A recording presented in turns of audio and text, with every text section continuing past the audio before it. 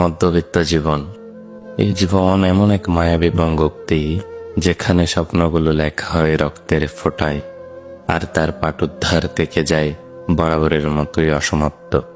এরা বাইরের জগতে এক অনাবিল হাসির প্রতিমা নিয়ে ঘুরে বেড়ায়, কিন্তু অন্তর্গত হৃদয়ে জমে থাকে অনন্ত দহন।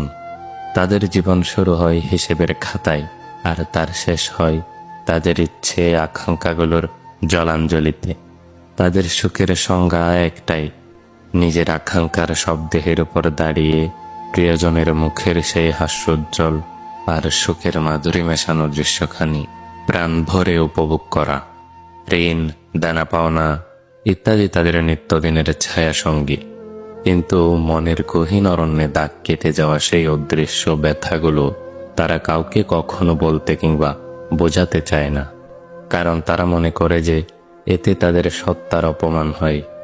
দারিদ্র্যের শেকলে বাঁধা এই শ্রেণীর মানুষগুলো কখনো বিলাসিতার স্বপ্ন দেখার দুঃসাহস করে না। তাদের জন্য সেটি মরীচিকার মতো ধোঁয়াটে। তারা আকাশ ছুঁতে চাইলেও মাটির টান কখনো তাদের মাটি থেকে আলাদা হতে দেয় না। সন্তানের সুখের জন্য তারা নিজেদের সমস্ত ইচ্ছাগুলোকে জ্বলন্ত উনুনে সঁপে দেয়। ত্যাগই যেন তাদের জীবনের একমাত্র সাধনা। উৎসব অনুষ্ঠানের দিনগুলো তাদের কাছে নিছকই এক আচমকা দুঃস্বপ্নের মতো, যেখানে দুঃখের সুর বাজে কিন্তু কেউ তা শুনতে পায় না। প্রতিদিনই যেন তাদের দুঃস্বপ্নের দড়িতে ঝুলে থাকতে হয়, যেখানে এক পাশে থাকে ভয় আর অন্য পাশে শূন্যতা। ধনীদের জাঁকজমকপূর্ণ জীবনধারা দেখে তারা কখনো ঈর্ষান্বিত হয় না, আর গরিবের করুণ দুর্গতি কিংবা দুঃখের বিভীষিকাময় চিত্র দেখে অভিযোগ তোলারও দায় নেই তাদের। তবুও এই জীবনের প্রতিটি অধ্যায় যেন ক্ষত বিক্ষত। নীরব কান্নার শব্দেই তাদের গৌরব আর নিঃস্বার্থ সংগ্রামগুলো লুকিয়ে থাকে। তাদের জীবন শুধু বেঁচে থাকার যুদ্ধ নয়, বরং অস্তিত্বের প্রতিটি স্তরে অগ্নি পরীক্ষার আর্তনাদ। তাদের জীবনে সুখ মানেই পরিবার কিংবা প্রিয় মানুষগুলোর তৃপ্তি, আর তাদের জীবনের প্রাপ্তি হলো তাদের পরিবারের ভবিষ্যৎ।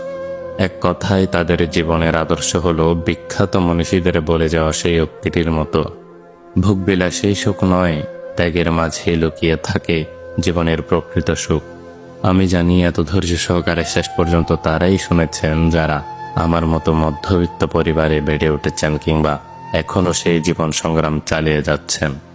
যাই হোক, সবাই ভালো থাকবেন, সুস্থ থাকবেন, আর এই ব্যস্ত নগরের ব্যস্ত জীবনের ফাঁকে যদি একটু সময় হয় তবে নিজের যত্ন নেবেন, কারণ আপনি নিজেই যদি সুস্থ সবল না থাকেন তবে আপনার পরিবারের ভবিষ্যৎ কে দেখবে?